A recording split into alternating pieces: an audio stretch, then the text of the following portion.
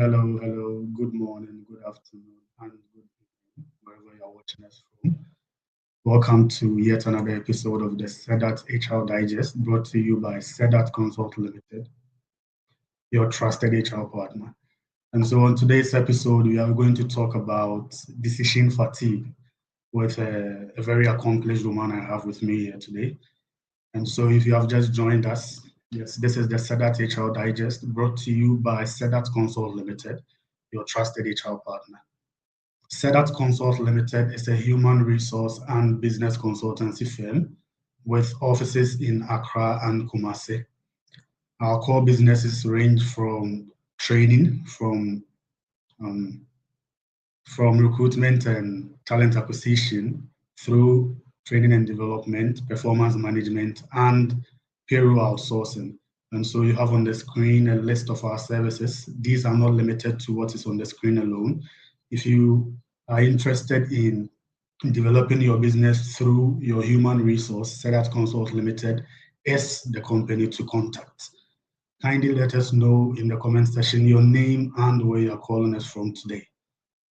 And so about SEDAT Consult Limited, like I said, we are interested in fostering continuous professional development. And for that matter, we have a range of programs we have outlined and are ready to serve you with. I'll start with our training program, which is coming off on the 15th to 17th of July at our Accra office in La Paz. It is a 3-day in-person training going for the rate of 3,600 Ghana cedis. The training is on HR analytics for strategic decision making, turning workforce data into business results. If you were with us last week, we talked about mentoring. And you know that as SEDAT Consult Limited, being interested in continuous professional development, we make it a point to bring together experienced professionals and novices alike for the experienced professionals to mentor the incoming professionals into the professional world. So through advices and career guidance. And so we are calling on fresh entry professionals and recent graduates to apply for the third cohort of the SEDAT mentorship program. And on the flip side, we are also calling experienced professionals to come on board.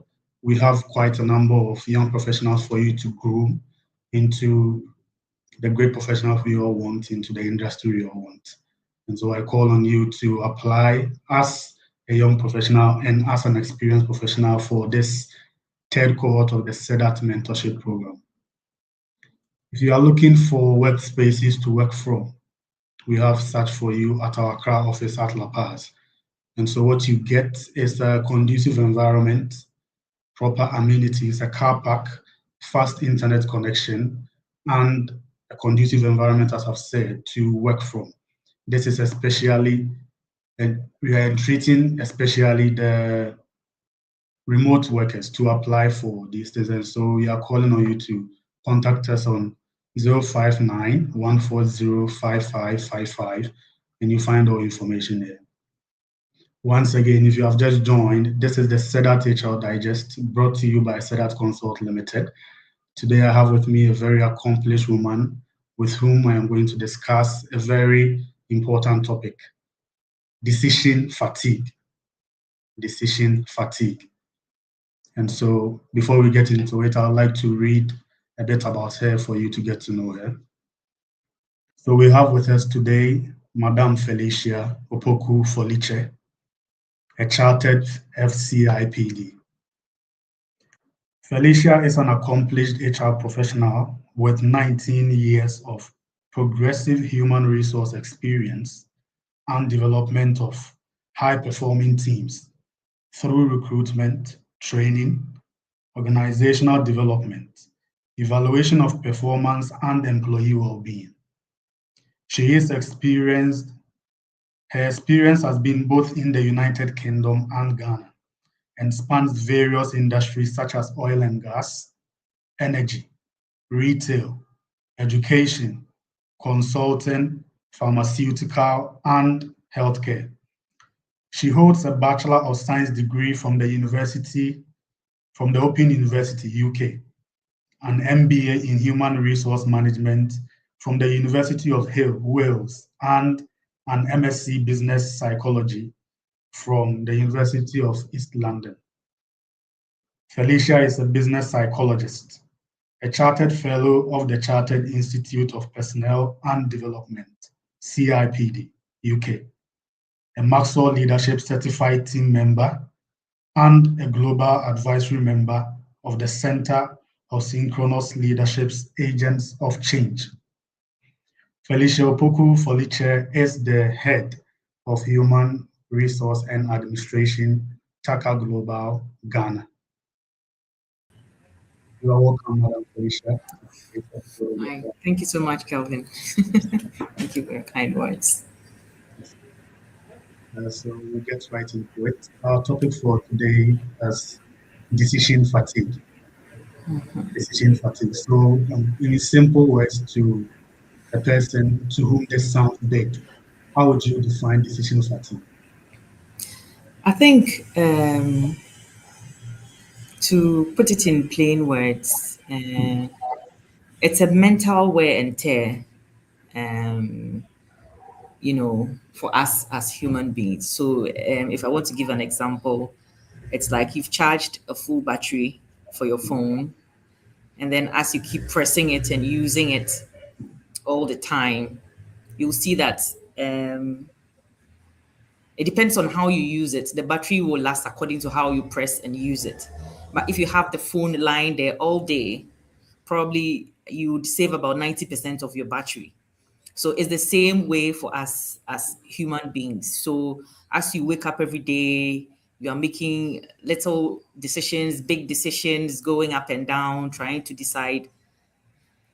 That is how it also works. So in short, as you keep using it, getting towards the end of the day, your mental capacity starts to decline.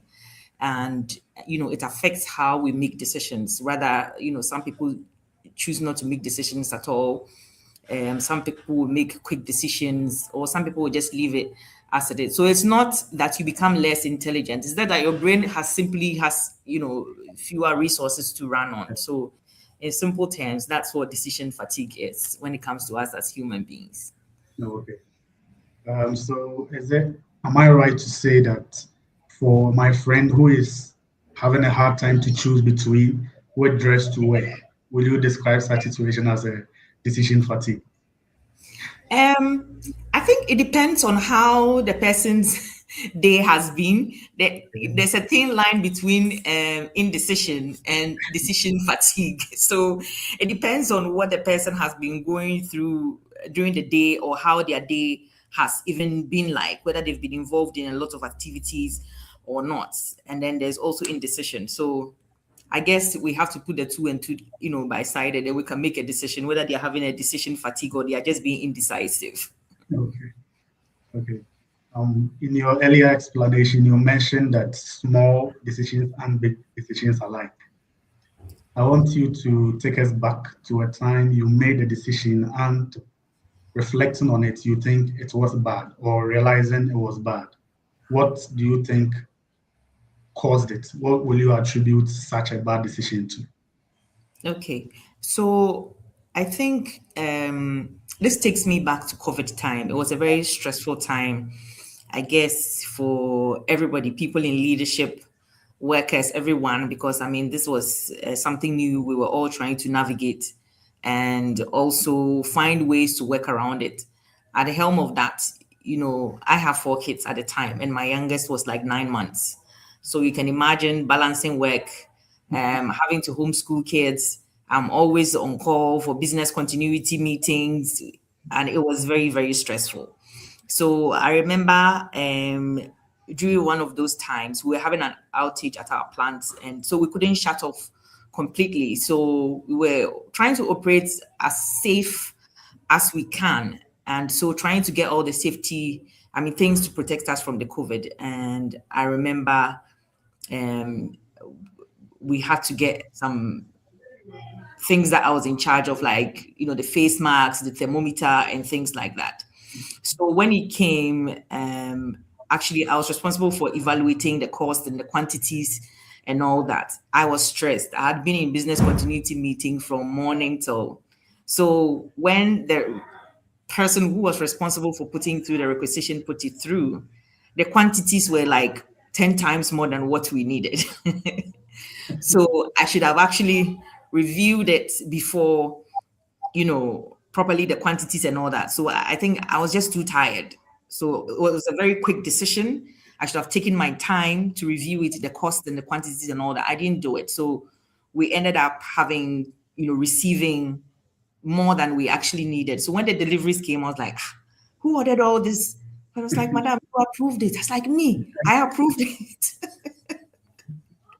So you can imagine, I really regretted that. But I think at that time, I was very fatigued and I was burned out from all the activities going on with COVID, having to manage my home and then work as well. So it's just one example that I can give from decision fatigue. Yes. Okay.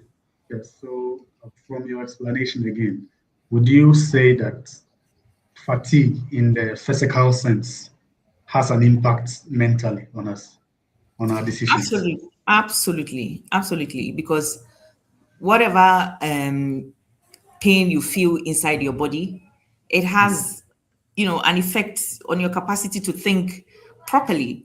I mean, imagine having cut your hand with a knife and then someone is asking you questions. I mean, you're busy focusing on the pain on your finger. So everything that happens in our body uh, affects the kind of decisions we make, because at that time we are not in the right frame of mind to make correct decisions. So yes, whatever happens in our body absolutely has an effect on our mental capacity as well. Okay. And also, there is a school of thought that our best decisions happen earlier in the day. Even there are some researches that suggest that schools are prime from 10 to later around 1 p.m. These are the times school is prime because of our brain and our physical status. Do you agree to this, and to what extent? I think yes, to a large extent, but I would also say that not always, because we are all different, and some people perform best in the mornings when they are very refreshed. Some people later in the day. I mean, I used to have this line manager. He was at his peak capacity from 4 a.m. in the morning till about 12. Then you start seeing him to decline. So you'll be in your house. I mean, we have work phones with the emails on it. So you see 4 a.m. emails back to back to back. Like, this man, he doesn't sleep. But that's when, I mean, he's at his peak. And because he's up very early, by 12 p.m. after lunch, he starts to decline. And sometimes by 1, I mean, he would have left the office because his energy is spent as far as when it comes to making, strategic decisions. So you can't force him to make any decision after 1. After 2 crampo, you not even get him because he's up very early. And also, I'll say that your peak decision-making time depends on your quality of sleep. Did you have a good sleep? Your natural body clock chronotype. I mean, there are some people, they are nocturnal. They don't sleep at night. So daytime, you find them sleepy. So maybe mid-afternoon, that's when they've woken up. And then, they are very refreshed so they can make decisions. So, stress levels, the kind of food you eat, your nutrition, whether you are exercising, and, even the complexity of the decision as well. So a lot of things actually affects peak time decision making for people. So yes, mostly early mornings, because as they say, I mean, humans, we're supposed to sleep at night, wake up, and they'll feel refreshed. But it varies from person to person, I would say. Varies from person to person, indeed. And also, considering our typical Ghanaian environment and workplace, especially in the SMEs where they are under-financed and under-resourced via human capacity and money alike, and even technology, you will find that employees normally juggle roles. And so decisions are just here and there, enormous and many across board. And so in such a workplace, for such a person, how does decision fatigue show up? Because it may be happening to them, but they themselves do not even realize it. And so how does these things show up? Okay. So when we bring it back to Ghanaian context, in our Ghanaian context, it's a very traditional and cultural environment. So a lot of things come to play. So when it comes to many Ghanaian professionals, they are not just managing work. They are managing family expectations. Probably she's the firstborn. She's thinking about how to pay their lastborn's school fees. You have a church. You are involved so heavily in church. In different what do you call it? Church groups, commitments, and all that. So by the time you sit down to make strategic work decisions, you are already made dozens of personal decisions that affect you. So already your mind is hitting its peak. So decision fatigue can show up in many ways when it comes to work. So it can come in the form of delaying important choices. You become impatient with colleagues because you are tired. So someone comes to ask you a simple question about work, for clarification, and then you're just in a hurry to shoo them off because you want some peace. You default to old ways of doing things. You don't become creative. It doesn't make you creative because you are used to this way and that's what has worked for you. So because you are tired, you are not exploring new ways and innovative ways of doing things, which could have been easier for you. So the mental load extends far beyond the office. So the choices we make at home ultimately extends into the office and then affects how we do our work and then also how we interact with people within the office environment. Yes. So adding to what you said, people say a lot that you leave home at home and work is at work. Do not intern. But I mean, we are humans. It's almost impossible, if not difficult, to segregate this completely. Absolutely. Yes. Absolutely. I always say that when people talk about work-life balance, I always say we've moved away from that. Now it's about work-life integration. We have to find a way for both to exist side by side. We have to integrate the two because if you miss one, it will affect the other.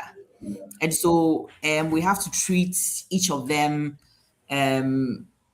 very well and not prioritize one over the other. Even if we are choosing one, we should know how we are managing it so that it doesn't affect our decision when we cross over to the other side of our life. And you also mentioned small decisions and big decisions. Uh, would you say one does more than the other in terms of putting us into the fatigue state? The big decisions and the small decisions, which one weighs more, or is it just dependent on the human? I think it's dependent on the new human. Trust me. For some people, even small decisions such as deciding what to eat for the day can be stressful, especially if you are a woman managing home as well. Even what to eat you haven't planned. Now you're deciding what are we having for dinner. That can even be very stressful because you've closed from work and probably you don't even have the ingredients. You open your fridge, you have just three things. How do you even throw them into the pot or even decide what meal you are going to cook for the family? If it's yourself, I mean, sometimes it's very easy, but when you find yourself in a situation like myself, even deciding what to eat can be very stressful because my kids are also very picky. You decide that today we're having banku and okro. One decides, me, I don't eat okro. Mommy, I want pepper. Maybe I don't have pepper. I have to go and look for pepper to grind and then add fried fish or add sardine and all that. So for me, it's not about whether the decision is big or not. It depends on the individual and what you are dealing with at that particular point in time. And also, many professionals sometimes pride themselves that, as for me, I am good under pressure. I make the best decisions under pressure. Is it just verbiage or it's actually true? Where does this confidence come from? And is it true, in fact? So I think that yes, there are some people that they can work well under pressure, but experience also allows people to make excellent rapid decisions. So, for example, if it's something that you've been doing over and over and over again, or it's a scenario that you are expecting and you've dealt with severally, when it comes to making decisions, it's very easy for you to make because it's scenarios that you've run before and then also you have experience in it. But fatigue can also create false confidence. So when we are mentally exhausted, we sometimes stop exploring alternatives. As I spoke earlier on, we stop being innovative, and so we make mistakes because we are making quick decisions as well. So a good leader knows that confidence should come from careful thinking, not simply from making quick decisions. So yes, some people can work well under pressure, but it can also create problems for them if they don't pay attention to that as well. Okay. So for inexperienced professionals and even experienced ones, is there a way for them to structure their day so that they make the best decisions all the time, at least? Yes, so I think that everybody needs structure, whether we like it or not. Structure helps you to cope better in life and also to stay organized. So, a few simple steps or an approach would be to, schedule your most important things early in the morning, or even if it's not in the morning, as I said, the time of the day when you are at your peak, schedule your most important things for that time so that you can work on it, so that you can make the right decisions. Also, put similar tasks together, tasks that look alike, put them together. So when it comes to, let's say, approvals, you have a lot of approvals, different levels of approvals, put them together. Okay, I'll do my approvals after lunch, or maybe I'll do this after that. My PA knows me very well. They know that you can't schedule a meeting for me after 2 p.m. It's not going to work. And they all know, I've made them aware that after 2, I don't like having meetings.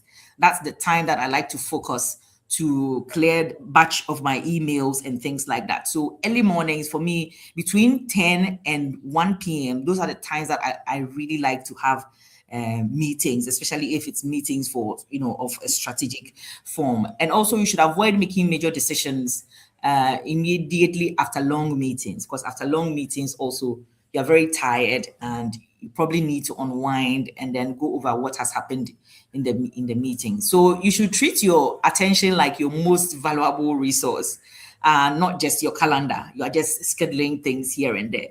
Look at you as an individual and then see how your brain functions, and then try and place things in your day how you think you can perform at your peak. So that's the advice that I'll give. So know yourself. Yes. So to the next, I think we touched on it briefly earlier on, but I want us to delve more into it.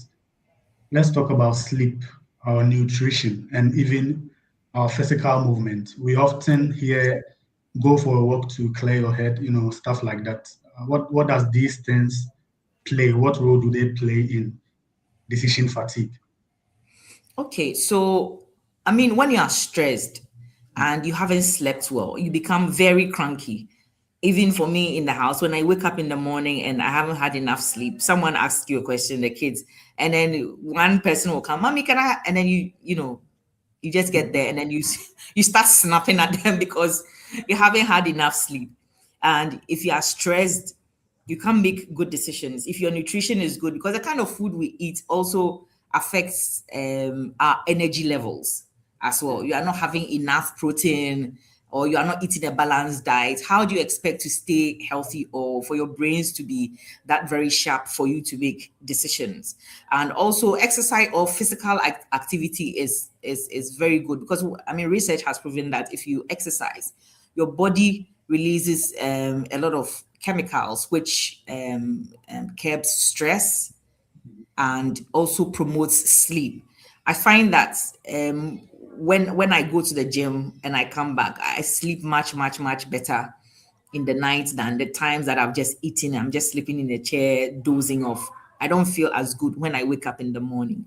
But when you've had some physical activity, for me, it works well for me towards the end of the day, because it makes, I don't know what it is, but it makes me feel very relaxed once I'm just going to bed. So I think that generally it's about having a healthy lifestyle. A healthy lifestyle promotes good mental health. So if you have a good mental health, you are in a position to make very good decisions when you are in your prime time for, or your prime peak for making decisions. And for small decisions and big decisions, I think it depends on the role you are in and the responsibility you have on you. And so, for leaders and managers like yourself, how does decision fatigue and the effects of the decisions you make trickle down to the people you lead? You mentioned you've made your PAs aware specifically how you want your stuff. And so, how do these things work? So I think that as a leader, when you are fatigued, it trickles down to the people around you, in the sense that you tend to react emotionally. You know, I mentioned earlier on that if I'm tired, I haven't had enough sleep, my children, one or two start coming in, and I start being cranky. I'm like, it's like just hurry, you just shoo them away. So it can show up the same way in the office. So sometimes you see that, I don't know whether I'll say that it's good that you also know your leaders and then know when their peak performances, because there are some managers, that you can just read them and know that on this time it's not a very good time for you to go in. So sometimes it trickles down and then you react emotionally. You may not mean to be like that, but because you are very fatigued, it also affects or delays important decision making. You are tired, so you just want to rest a bit and do other things before, and then in the meantime you are delaying strategic decisions.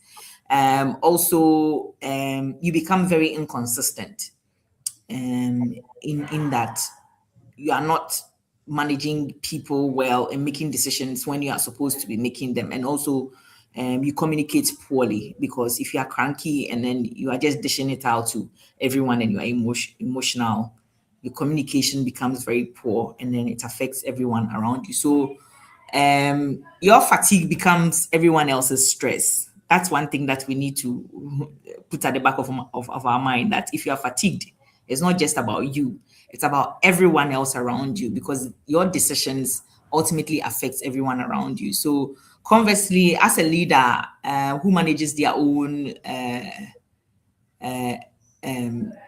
you need to have clarity and also confidence throughout the team. So you need to make sure that you are managing your mental health, your stress and your fatigue properly, so that you don't overextend it unnecessarily to people. Okay, so do you also think the fact of knowing that my signature can affect hundreds of people, thousands, perhaps even millions, do you think that fact also has an impact on us? Yes. One of the best things any leader or emotional intelligence a leader can learn is to be self-aware. You need to be self-aware, because if you are self-aware, as I said, we're human beings and there are some things that we don't really have control over. If you are tired, you are tired, right? But when you know that if you are tired, you don't make good decisions, what measures have you put in place to ensure that when you get to that point, you don't make the wrong decisions that affects everyone or even the business that you're doing? So self-awareness is a very big skill that every leader needs to have, so that when we get to that point, because we are aware, we can make informed choices, and not just make any kind of choices which would affect the business or the people around us. If you have just joined us, welcome again to today's episode of the SEDAT HR Digest, brought to you by SEDAT Consult Limited. I am here with Madam Felicia Felice, discussing decision fatigue. So I'll tell you a bit more about SEDAT Consult Limited and our services. So we have an upcoming training on HR analytics for strategic decision making, turning workforce data into business results. It is coming up on the 15th to 17th of July at our Accra office at La Paz. It's a 3-day in-person training going for a fee of 3,600 Ghana cedis. We are also calling on mentees and mentors alike to sign up for the third cohort of the SEDAT mentorship program. In this program, we are bringing together and creating a bridge between experienced professionals and novices in the professional world for the mentors, the experienced professionals, to tutor and guide these inexperienced professionals in the professional world.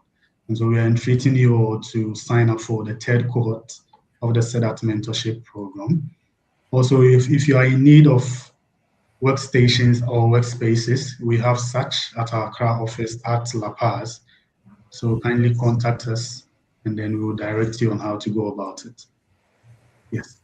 And so once again, if you have just joined us, kindly let us know your name and where you are watching us from in the comment section. If you have any questions for Madame Felicia, also put it there and I'll read it out for her to answer it for you.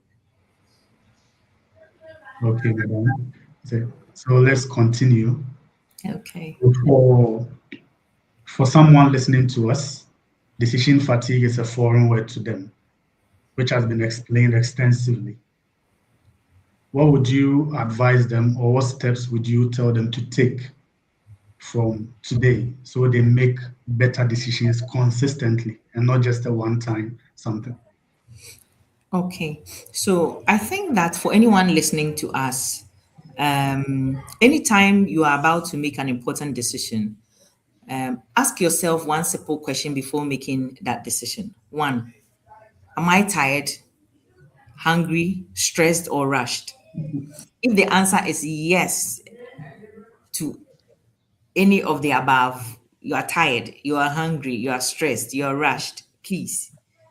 And the decision is not urgent, delay it until you've rested or regained focus. If you are hungry, go and find something to eat. Go and get some 6 balls of kinky to eat before you come and sit down and analyze that file. Because if you don't do that, you will end up making the wrong decision. So that single habit can prevent many avoidable mistakes. Asking yourself this question: am I tired? Am I hungry? Am I stressed or rushed?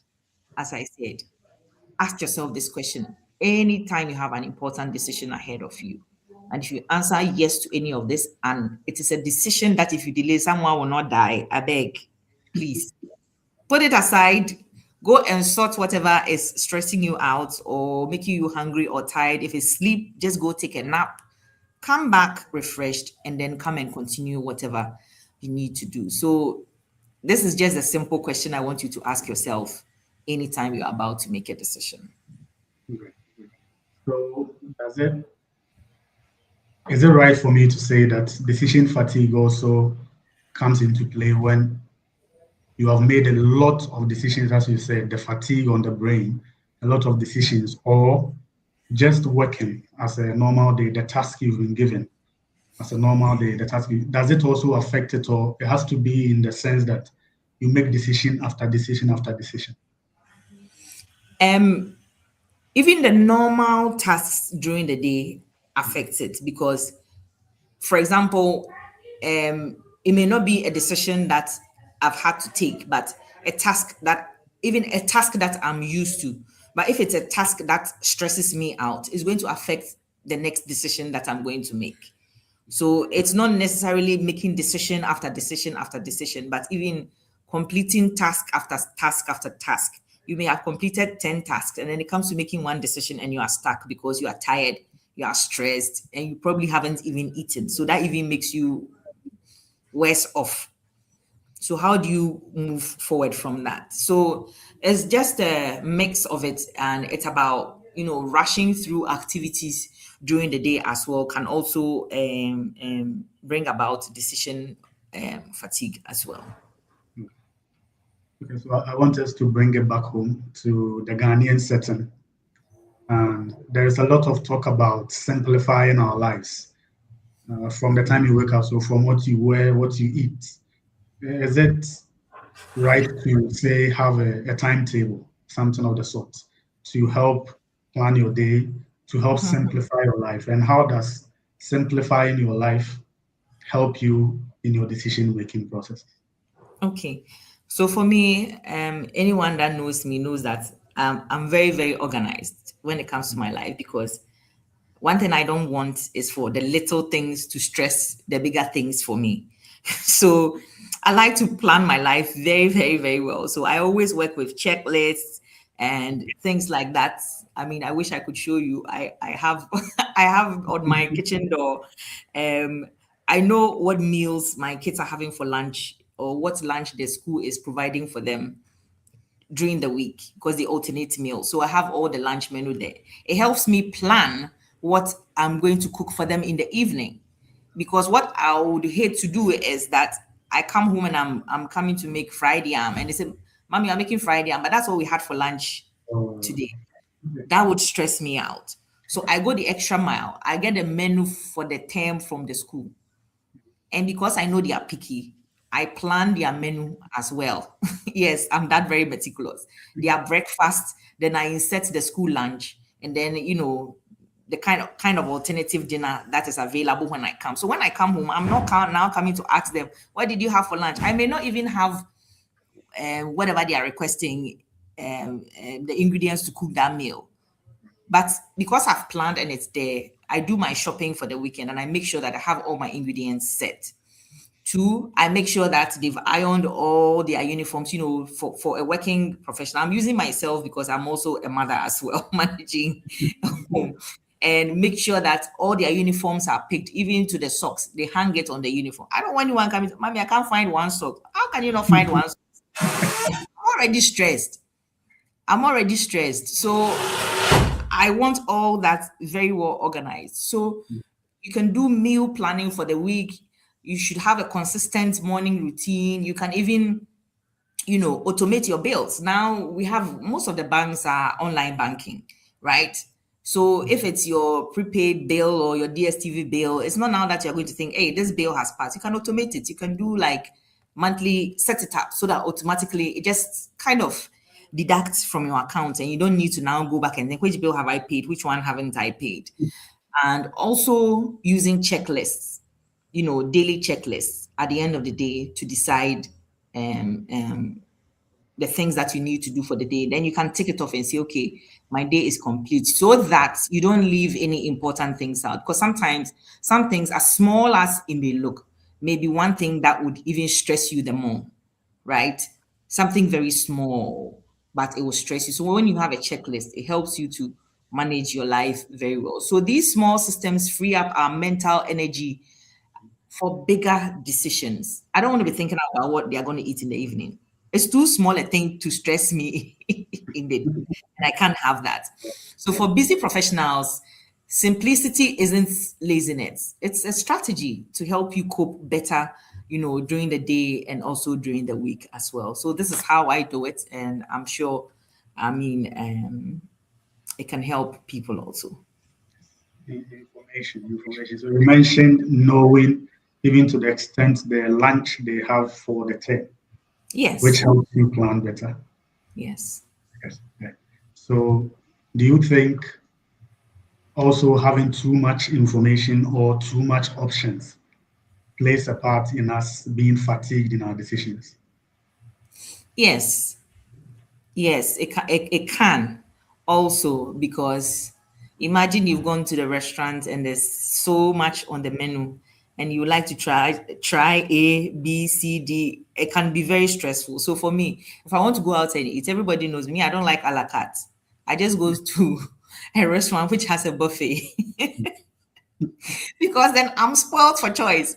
If I take the rice and it's not nice, nothing stops me from going to try the banku or the soup. Or maybe today I feel like having just cake, right? It gives me an option, but that's just for food side. Having too many options can even stress us. Sometimes when you have too many clothes in your wardrobe, it can even stress you because you wake up and you don't even know which one you want to wear. So for me, I've also made it a habit. I have a certain section of the wardrobe. If anything overspills that, it means that I don't need it, because something can be there for like a year and I've not even touched it. What is this dress doing in my wardrobe? I've not even worn it. Like, I don't want it to stress me. So for my work clothes, I just have this principle. I have to be able to see it like this. Anything that is excess of it, I just give it away.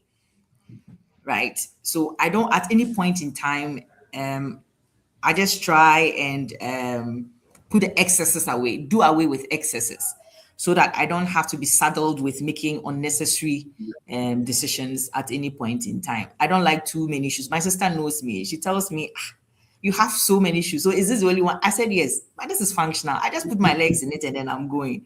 I'm now going to check which, no, black shoe. I just put my leg inside. I'm going. I don't have time for. So excesses can stress us and cause us to have decision fatigue. So we need to simplify our life as much as we can. Everyone is different, but for me, like this, I don't think I need to have 10 handbags. I can use one handbag for the whole year. Everyone that knows me knows me. If I get a new bag and I transfer the things inside, that's it. I'll use the bag until the bag tells me it's tired. Then I'll throw it away. I'll not go back to it again. That's the kind of simple life I like to lead, so that I don't overcomplicate myself. So yeah, having too many choices can cause you a lot of fatigue. So try and simplify your life if you know yourself. Right. And we have talked about stress and fatigue in the physical sense and how it affects us in our decision making. So, for a professional who is at work, who is stressed, but you can't escape the responsibility of the role you are in. So, the decisions keep coming, you have to make them. How do you advise such a person to cope? They are already in that state of being fatigued, but they can't escape the decisions they have to make. How do you advise these people? So, stress and decision fatigue, they reinforce each other. I'll say they are best friends. They complement each other. Where there's stress, there's decision fatigue. And when you have decision fatigue, you become stressed because now you don't even know what to do, right? So, stress reduces your working memory and your attention. And then fatigue makes every decision feel heavier because you are tired and you can't make the right decision. So when you feel like your mental battery or capacity is depleting, what I'll advise is that you prioritize only essential decisions, right? The decisions that are very, very essential. And you need to delegate where possible. We need to learn how to delegate. There are some of us, we want to do everything by ourselves, even when we are dying, right? There's no award for the one who is the most tired. If you are if you are tired and you can delegate the work, give it to someone else to do it. Ask for help. Let people help you do the work. Delegate it out. There are some people they say, "Oh, as for me, I wash my own car in the house." You know you can afford it. Take that car to the washing bay. Let them wash it for you. Right? You are tired. You've gone to work the whole week. You are stressed. You've cooked. You've done that. You've gone to take the water hose. Meanwhile, your mental battery is like on 0.5%. Why do you want to kill yourself? Pack it, delegate it to someone else to do it if you can afford it. Other than that, if you are tired, rest. When you wake up, you can do it. And also break large decisions into smaller steps. You need to, for example, if you need to plan for an event and all that, you need to break it into smaller steps so that you can tackle it bit by bit. And that also helps you not to leave out any details once you've broken it down. And also, you can consult trusted colleagues instead of deciding alone. And that also comes to delegation as well. And, you need to also take recovery breaks. If you are tired, just take a break. For me, what I've done is that everyone knows I don't like using my office intercom. I never use my phone to call anybody within the admin building. If I need something, I would walk to you. It's a way for me to distress and also shed off any kind of mental stress that I'm going through. So from my office to the finance office, it's just about a minute's walk, but I would prefer to get up. Even if it's just a simple, silly question, I would prefer to get up. Sometimes I just get up, walk there, go and crack a joke, and then come back to my seat. They don't know that I come to distress. And because it has become a routine, they know that by 10, Madam Felicia will be here and then they'll be expecting me. So the day they don't see me there, they say, this woman is not in the office. Because everyone knows me. I'll walk in, I'll come, I'll knock on the doors when I'm tired. And it's a way for me to also exercise as well because I'm counting how many steps I've taken during the day. If I'm sitting down, I can't do that, and my fitness watch is not really calculating my steps. So take quick mental breaks, 10-15 minutes if you are stressed, and it can do a lot of magic for you because the goal isn't to be perfect. It's about preserving enough mental clarity to avoid making costly mistakes. So if you need to take that small break, do it so that you can come back and make better decisions. All right. Yeah. So for some professions and some roles, clearly, it involves a lot of decision making and a lot of responsibility. How does such people or such professions and roles, how vulnerable are they to decision making, and how should their organizations help in designing their work frequently to assist them in these things? I think that for every decision, especially in high risk jobs, there need to be risk assessments for those particular jobs as well. And the kind of things that you are likely to encounter when, you are doing such jobs. So, for example, some surgeries, medical doctors, some surgeries can even take up to 18 hours. Yeah. Have you asked yourself, how are they coping? How are they taking mental? You understand what I'm saying?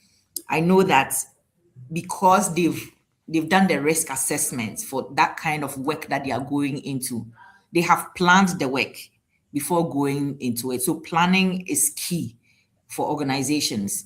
When you are giving people work, do risk assessment and then plan for the work that is going to be done so that you can take into consideration all these mental stress and fatigue that is likely to come in, and then how you are going to mitigate it as well. So imagine a doctor standing on his feet doing surgery for 15 hours. Have you even asked yourself, do they even take bathroom breaks? How do they do it? Especially if they are having like a brain surgery and all that, right? And they are able to do those things because all the risk assessments associated with the work that they are going to do has been pre-planned and taken into consideration. So that even if they are taking 5 minutes bathroom break, it's not going to be like life-threatening to the person lying on the operation table. So organizations need to take risk assessments very seriously when it comes to the job that people do, and then take it into consideration, not just about the physical safety. When you are doing risk assessment, they just look at the physical. Is this cable line here? Can someone trip on it? You need to take into consideration the mental stress that is going to have on the person. If it's having a mental stress on the person, how are they likely to react? How is it going to affect the kind of work that they are doing? You take it into consideration and then you fit it into planning the work that they are going to do. That helps people to avoid making costly mistakes because the mistakes have been anticipated and provision has been made for that so that people can avoid it. So for someone who is listening to us, who is trying to adopt the things we are talking about in their personal lives, could you kindly break down what risk assessment is so they can apply it in their own lives? So risk assessment, for example,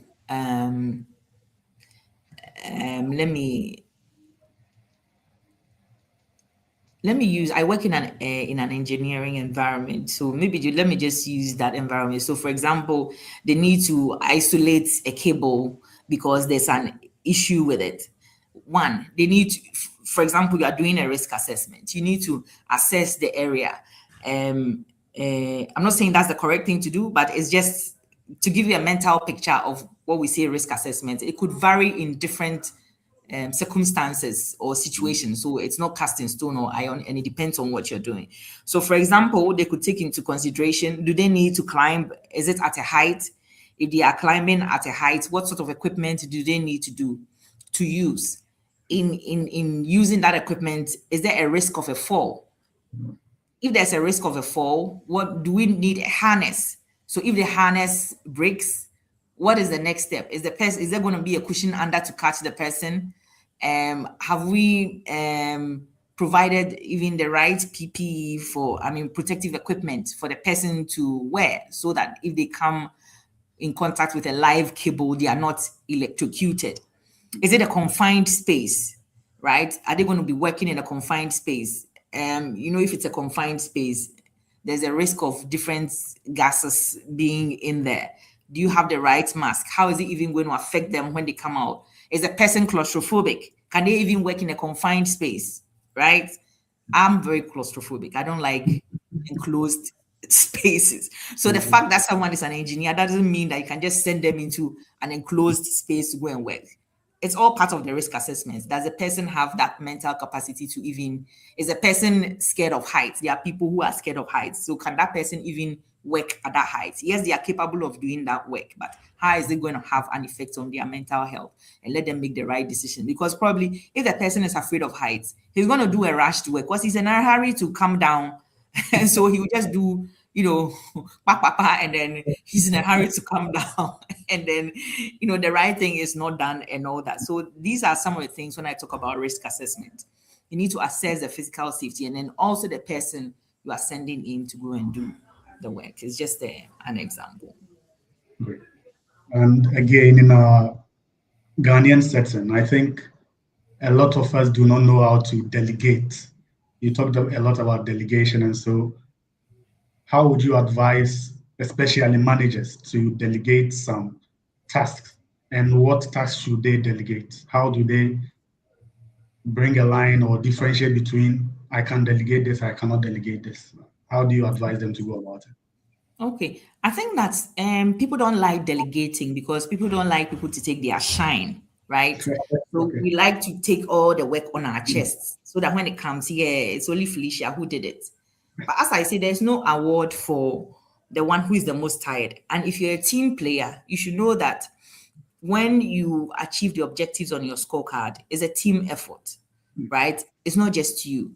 So you need to be able to decide which of these works are not strategic. For example, there may be an administrative part of a project, which if you are doing it, is going to delay you and stop you from even doing more strategic things.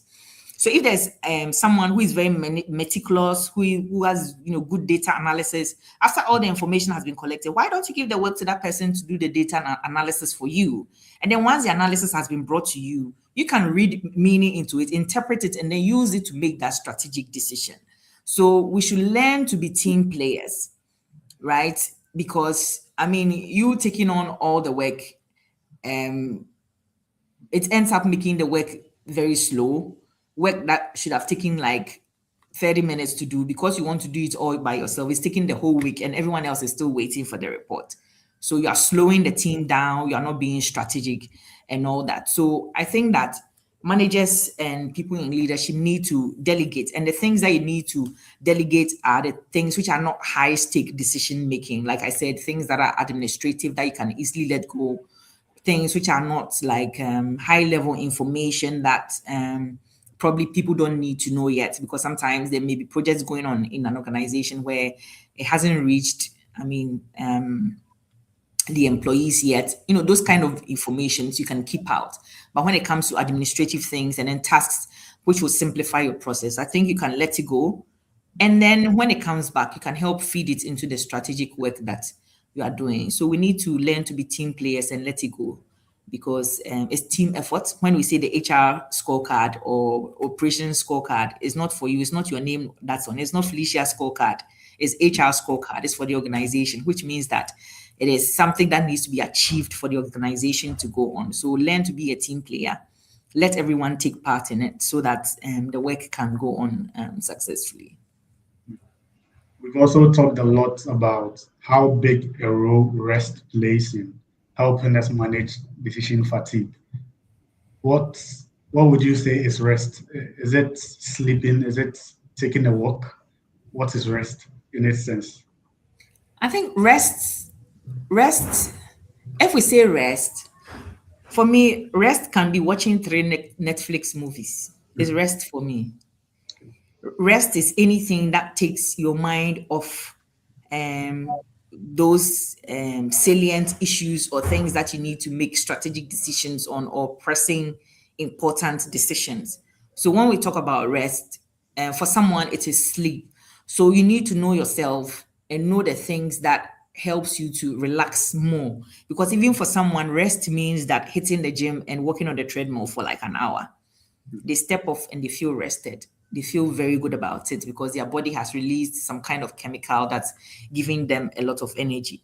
So you need to know yourself and then know what rest strategies work for you. and then you can apply it in whatever stressful situation that you find yourself in. So it's not cast in stone or iron. Rest is not just about sleeping. No, I don't agree with that. So I want us to also talk about professionals who are crippled with self-doubt. They always second guess themselves when they make decisions. Is it a symptom of decision fatigue, or it's a standalone topic? I think that it could be decision fatigue, but not always. You know, sometimes second guessing comes from anxiety, perfectionism, or fear of making mistakes, right? So a healthy reflection is valuable because it helps us to learn.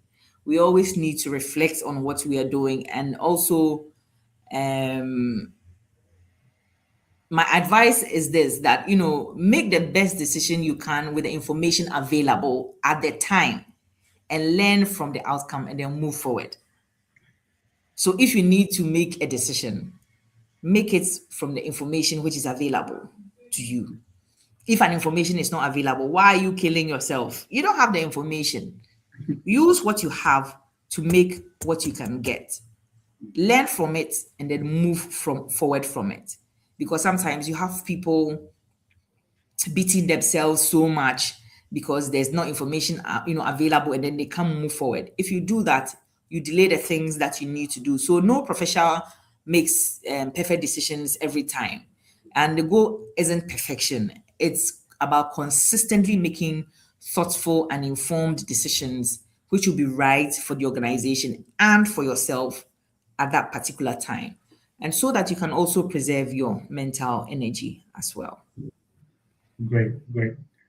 And so, all too soon, we've come to the end of this conversation. So, I'd like for you to leave our viewers and listeners with a simple sentence, a passage, if you may, about decision fatigue and how they should manage it and how to prevent it, even if possible.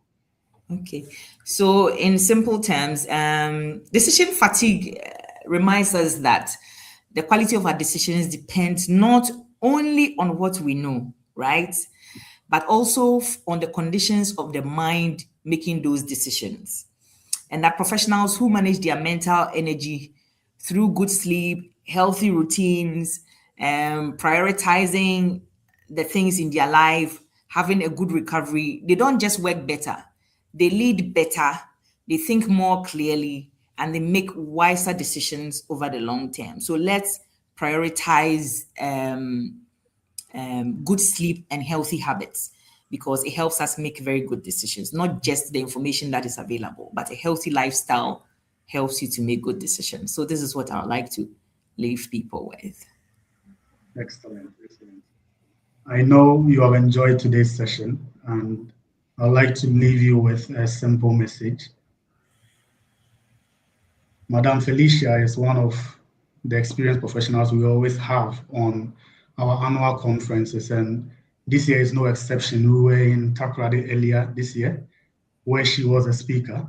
You can catch us on you can catch us on our social media platforms to get snippets of it. And so this year in Kumasi, on the 29th of October, we have the SEDAT Business and HR Summit with the team building sustainable and competitive businesses through people, innovation, and leadership.